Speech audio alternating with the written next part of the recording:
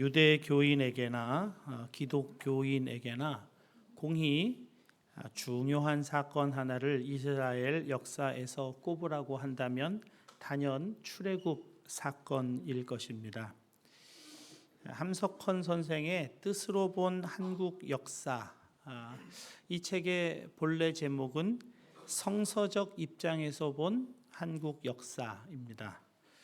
함석헌 선생은 우리나라의 광복을 출애굽 사건의 관점에서 해석하고 있습니다. 우리나라가 일본의 식민지 통치에서 해방된 그 광복절, 그것이 이스라엘이 애굽에서 해방되던 날 6월절과 유사하다는 해석입니다. 광복절과 6월절은 그 나라 백성들에 의해서 되어진 일이 아니라는 점에서 유사하고요. 오직 하나님의 전적인 은혜로 주어진 사건이라는 점에서 유사합니다. 그리고 너무나 갑자기 순식간에 호련히 찾아왔다는 점에서 더욱 특별히 유사합니다. 이스라엘의 하나님은 출애굽 전날 밤에 하나님 백성들에게 출애굽을 대비하라고 하시면서 출애굽기 12장 11절에 이렇게 말씀하십니다. 허리에 띠를 띠고 발에 신을 신고 지팡이를 잡고 급히 먹으라. 먼 길을 떠나야 하니까 무교병 또 어린 양 급히 든든히 먹어두어야 한다는 말씀이신데 앉아서 먹을 여유가 없다는 것입니다. 왜냐하면 애굽 사람들은 그 백성을 재촉하여 그 땅에서 속히 내보내려 할 것을 아셨기 때문입니다. 애굽의 모든 장자들이 죽임당하는 무서운 재앙을 만난 바로와 애굽 사람들은 이제 더 이상 한순간도 이스라엘 백성들과 함께 있는 것이 싫고 두려웠던 것입니다. 약 400년의 애굽 생활이 이렇게 하루아침에 끝나야 합니다. 정리되고 황급하게 빠져나와야 했습니다. 그런데 그 날에도 그 황급하고 시급한 때에도 하나님의 백성들이 결코 잊지 않았던 것이 있습니다. 출애굽기 13장 19절인데요. 모세가 요셉의 유고를 가졌으니 요셉이 너희는 내 유고를 여기서 가지고 나가라 하였음이더라. 무려 400년이라는 긴 세월을 이기고 요셉의 유언은 그의 후손들에 의해 이렇게 실행되고 있는 것입니다. 요셉이 사망할 당시만 해도 요셉에게 애굽은 축복의 땅입니다.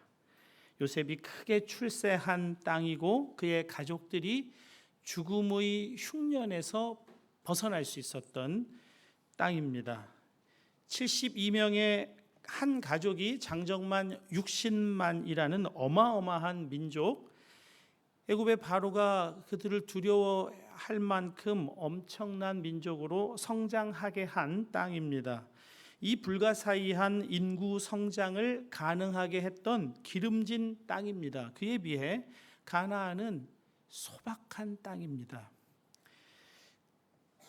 그럼에도 불구하고 요셉은 얼마나 오랜 시간이 지났는가와 상관없이 그가 손수 아버지 야곱을 묻어들였던 그 땅, 약속의 땅에 묻히기를 원했던 이유는 하나입니다. 바로 그 가나안 땅이 약속의 땅이었기 때문입니다. 약속의 땅 가나안은 개인의 토지나 국가의 영토 이상의 의미를 가집니다. 약속의 땅 가나안은 에덴의 회복을 나타내는 땅입니다. 에덴에는 비손, 기혼, 히데겔, 유브라데 이 네 개의 강이 있습니다. 에덴에서 발원해서 사방으로 흐르는 이 강들은 닿는 곳마다 풍요롭게 했습니다.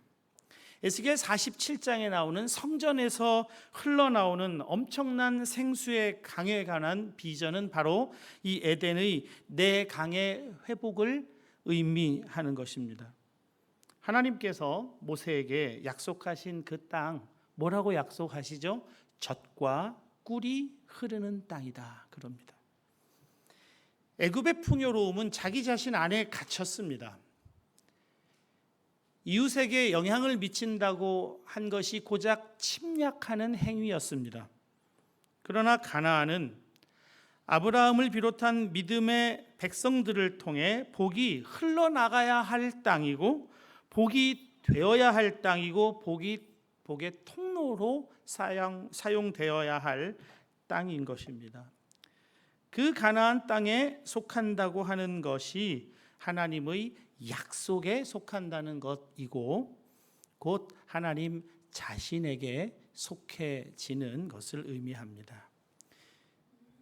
우리가 함께 본 본문 룻기 1장은 베들레헴 사람 엘리멜렉을 따라 흉년이 든 가나안 땅을 버리고 모압 땅으로 간 나오미 가족이 매우 비참하게 되었다는 이야기로 시작됩니다.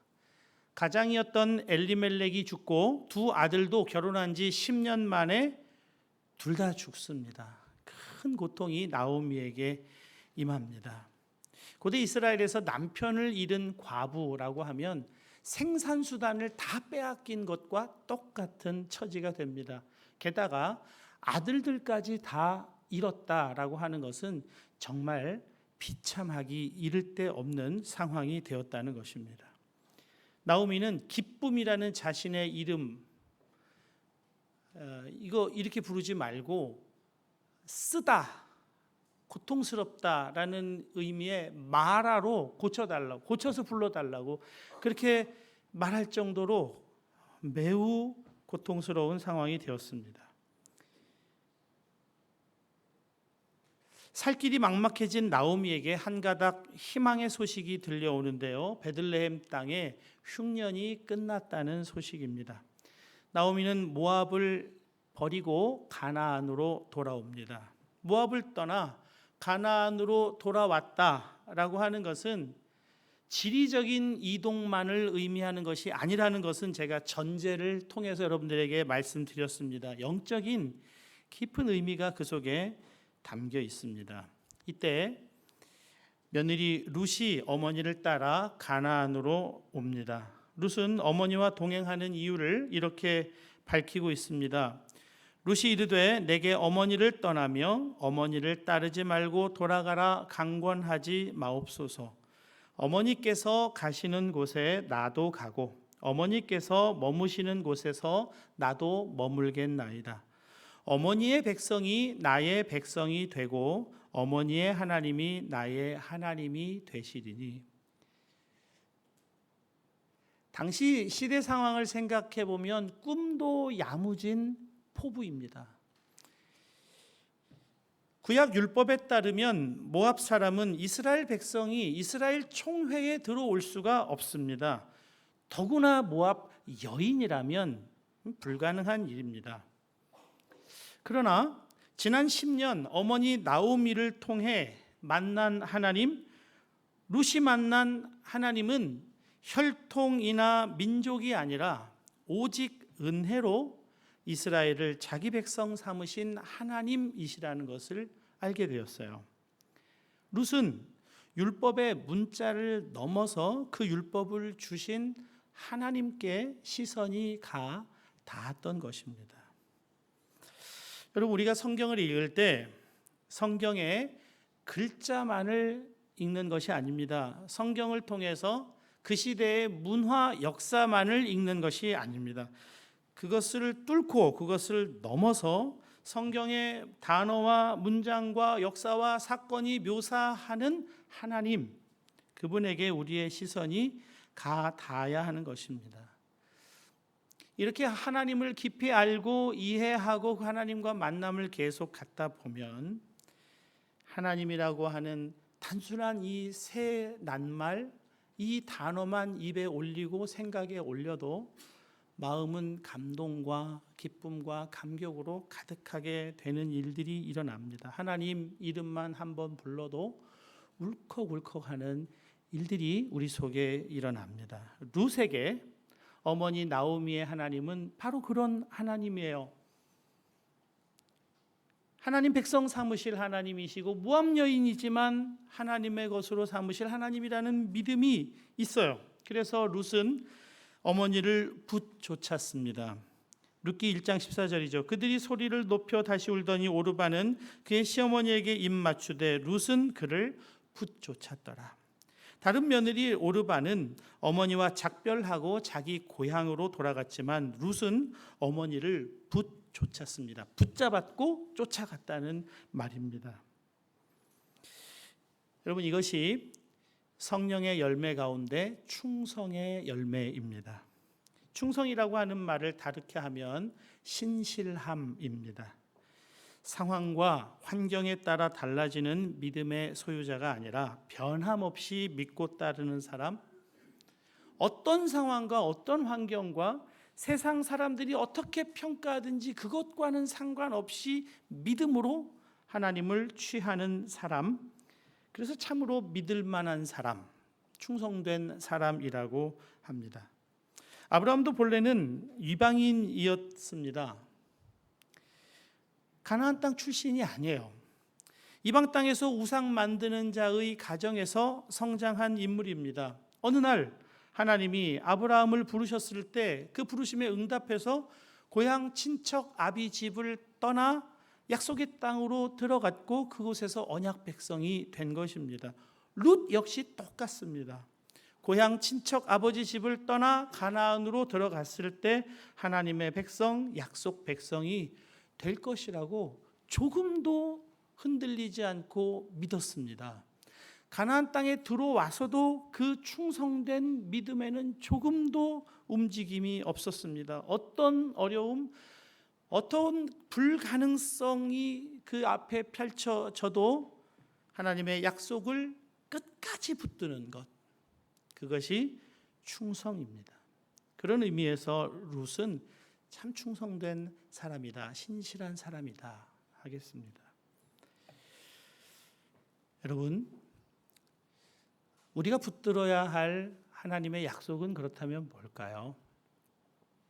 룻처럼 충성되게 붙들어야 할 약속, 그것은 무엇입니까? 여러분에겐 그런 약속이 있으십니까? 신실한 자들이 붙들어야 할 하나님의 약속, 가나안 땅에 속한다라고 하는 것은 하나님만 믿고 살아도 된다는 그것입니다. 아브라함, 야곱, 모세, 다윗, 수많은 믿음의 사람들에게 주신 약속이 하나로 요약되는데요. 마태복음 28장 20절입니다. 볼지어다 내가 세상 끝날까지 너희와 항상 함께 있으리라. 하나님이 지금도 나와 함께 하고 계심에 눈을 뜨는 것은 정말 놀라운 것입니다.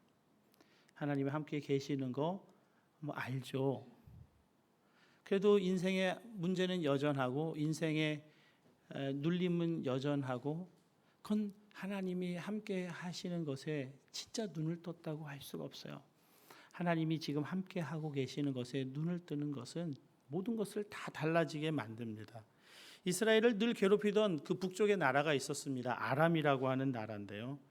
자주 침략했습니다. 침략 계획을 계속 세웠어요. 그런데 그 당시 이스라엘에는 엘리사라는 선지자가 있었습니다.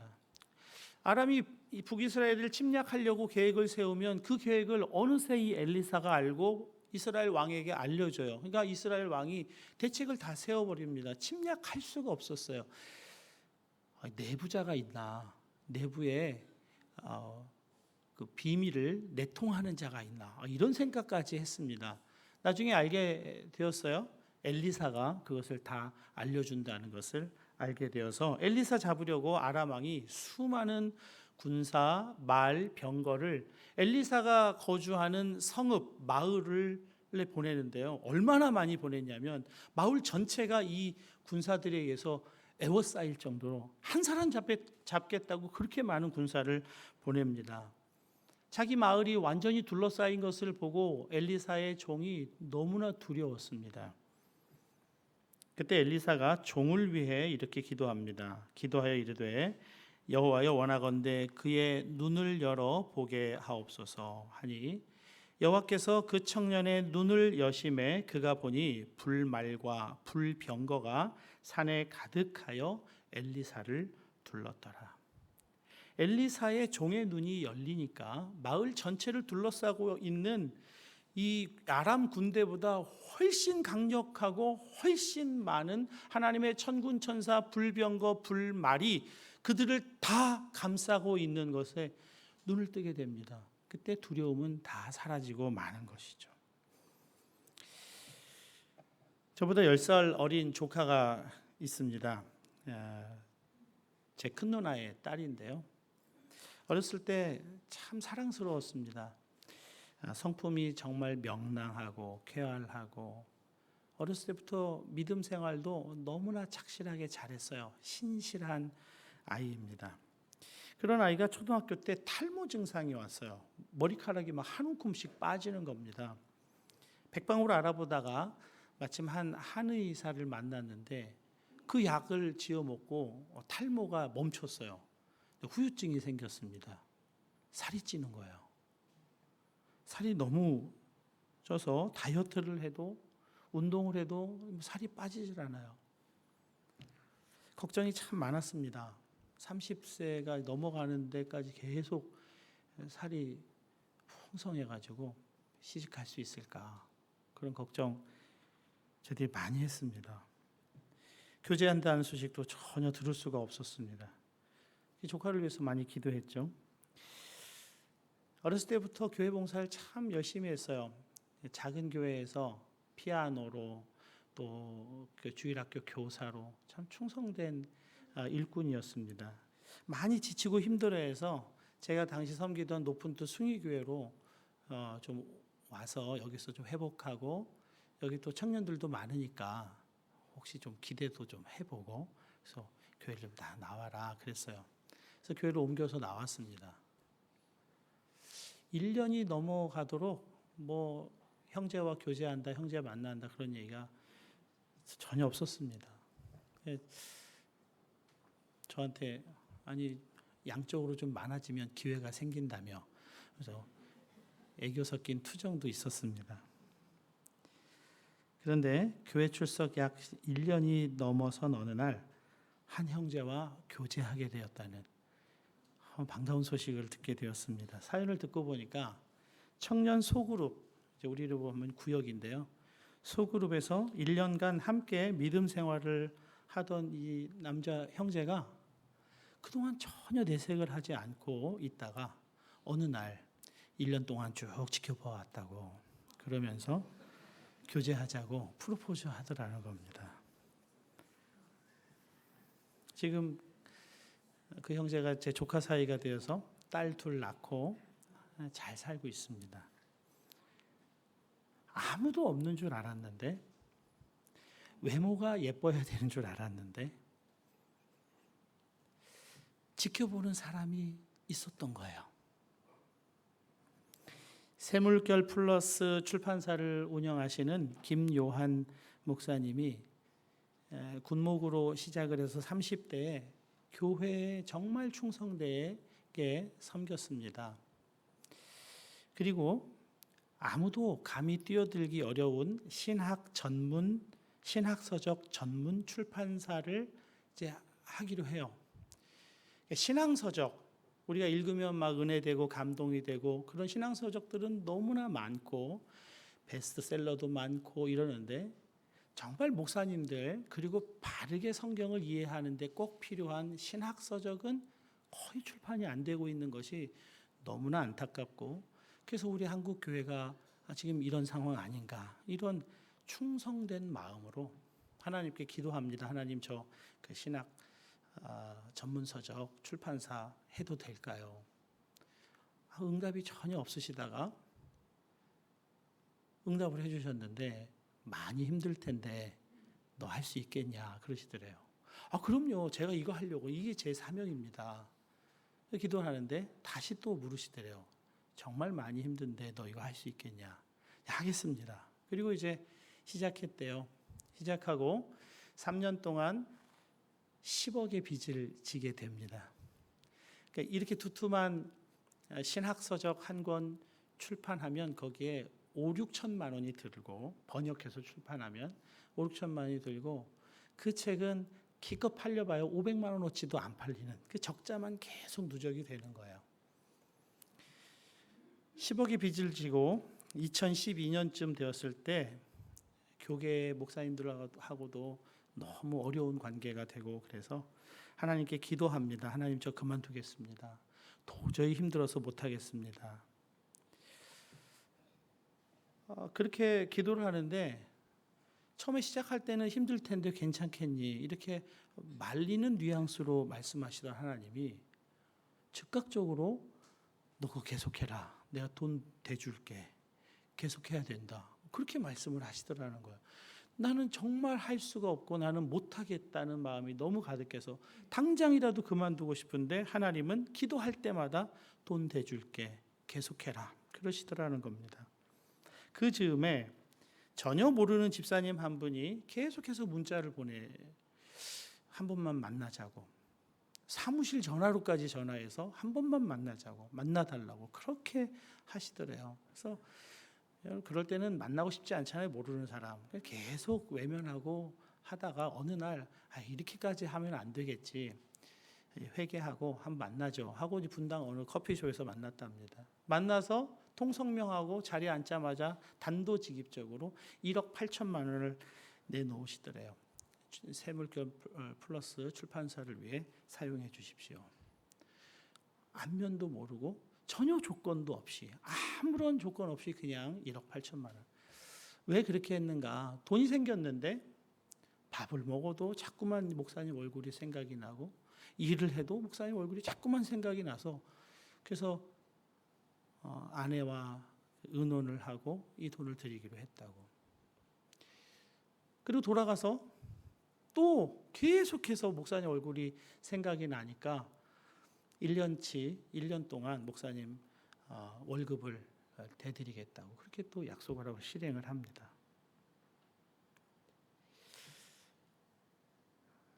그래서 1년은 버틸 수 있겠지 하고 1년 이렇게 해서 여기까지, 지금까지 해오고 있다는 것입니다.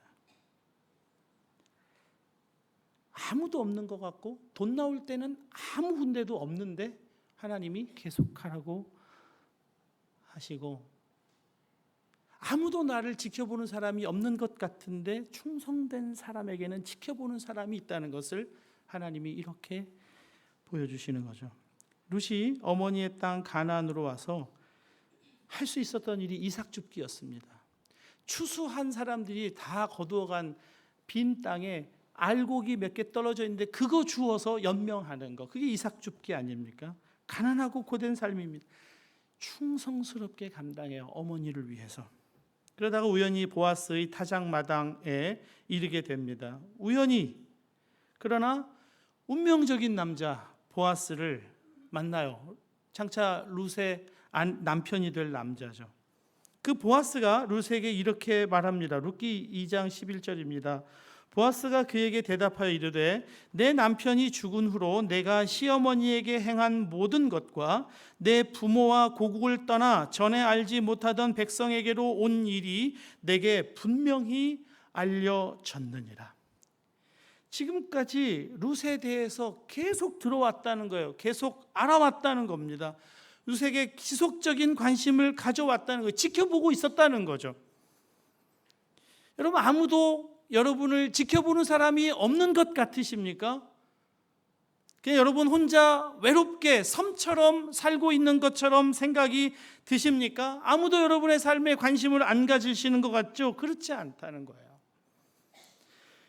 충성된 사람들에게는 주목하는 눈동자들이 있어요. 하나님이 그 사람들을 통해서 계속 주목하고 계시다는 것을 우리들에게 말씀해 주세요. 하나님이 우리를 주목해 주고 계시는 겁니다. 보아스가 충성된 자 룻을 축복합니다. 룻기 2장 12절입니다. 여호와께서 내게 행한 일에 보답하시기를 원하며 이스라엘의 하나님 여호와께서 그의 날개 아래에 보호를 받으러 온 내게 온전한 상 주시기를 원하노라 하는지라. 여러분에게도 여호와 하나님 날개 그늘 아래에 보호받는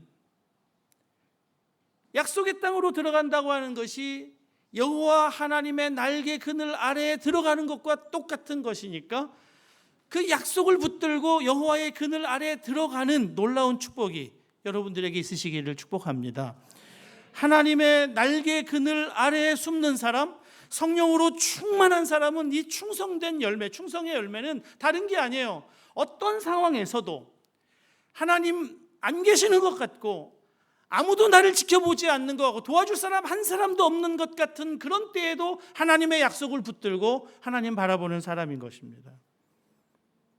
하나님은 우리의 날개 그늘 되어주세요. 하나님만 전적으로 의지하는 사람에게 시편 121편 5절입니다. 여호와는 너를 지키시는 이시라. 여호와께서 내 오른쪽에서 내 그늘이 되시나니. 여호와 하나님이 그를 신뢰하고 그에게 피하는 자에게 오른쪽에서 그늘이 되어 주신다는 겁니다. 하나님이 우리의 오른편에서 그늘 되어 주신다는 겁니다. 하나님이 우리의 오른팔이 되어 주시겠다는 거예요. 오른팔, 오른쪽 팔이지만 옳다는 팔이 아닙니까? 이스라엘 백성들에게는 오른팔이 오른팔이었어요. 의로운 팔이요, 영광이 있는 팔이요, 능력이 있는 팔이요, 정의가 나타나는 팔이요, 하나님의 영광을 나타내는 팔이 오른팔이었습니다. 그런데 하나님이 오른팔이 되어 주시겠다는 거예요. 너희는 왼팔만 되면 된다는 거예요. 너희가 오른팔 되려고 하지 말라는 겁니다. 왼팔은 모자람, 약함, 무능함입니다. 우리 자신은 왼팔이 되고 하나님은 오른팔 되실 때 하나님의 놀라운 능력은 우리 삶 가운데 나타나게 된다는 거예요. 사도 바울은 그에게 있는 육체의 가시 사탄의 사자라고 부르는 너무나 고통스럽고 어려운 그 일을 하나님께 3번 간구했습니다. 3번 간구했다고 하는 것은 많이 기도했다는 거예요. 이거 좀 없애주세요. 이거 좀 해결해 주세요. 그때 고린도후서 12장 9절에서 그의 기도 응답을 이렇게 고백하고 있습니다. 나에게 이르시기를 내 은혜가 내게 족하도다. 이는 내 능력이 약한 데서 온전하여짐이라 하신지라. 그러므로 도리어 크게 기뻐함으로 나의 여러 약한 것들에 대하여 자랑하리니 이는 그리스도의 능력이 내게 머물게 하려 함이라. 사랑하는 여러분, 하나님 날개 그늘 아래에 피한다고 하는 것은 하나님이 나의 오른팔 되심을 인정하는 것이요, 하나님의 날개 그늘 아래 그 약속을 붙들고 살아간다고 하는 것은 내가 왼팔 된다는 것을 알고 인정하는 것이요, 내가 죽고 예수가 사시는 삶이 십자가 복음으로 우리에게 이미 주어진 삶이라고 하는 것을 알고 믿고 살아가는 삶이라는 것입니다. 내가 강해지는 게 아니에요. 내가 강해지려고 하는 것이 아닙니다. 나는 왼팔입니다. 하나님이 오른팔이십니다. 하나님의 강함이 내 것이 되는 것, 이것이 그리스도인의 삶인 거예요. 내가 약한 그때의 강함이라. 약함이 있으면, 어려움이 있으면, 해결하기 너무나 부담스러운 일이 있으면 하나님 감사합니다. 제가 왼팔인 것을 이렇게 또 알려주시는군요. 저는 왼팔입니다. 하나님 오른팔 되어 주시옵소서. 심한 박해의 때에 바울은 고난당하는 믿음의 사람들에게 대책을 세우세요, 그 박해를 피할 수 있는 프로그램을 만드세요, 그러지 않았습니다. 여러분들이 강해져야 됩니다, 그렇게 하지 않았어요. 너무나 이상적으로만 보이는 말을 합니다. 히브리서 3장 1절입니다. 예수를 깊이 생각하라. 히브리서 12장 2절입니다. 믿음의 주요 또 온전하게 하시는 이인 예수를 바라보자. 히브리서를 읽는 교인들은 지금 심각한 박해, 너무나 두렵고 무서운 박해 속에 있어요. 대책 세우라고 하지 않고 프로그램 만들라고 하지 않고 믿음의 주요 온전하게 하시는 이인 예수를 바라보라고 해요. 여러분, 예수님만 바라보라고 하는 것은 결코 이상적인 것이 아닙니다. 그것이 실제적인 거예요. 우리 자신이 계획 세우고 방법 찾고 분석하고 골몰해서 여러분 그것대로 되셨어요? 여러분이 계획한 대로 되시던가요? 그것이 오히려 이상적인 생각입니다.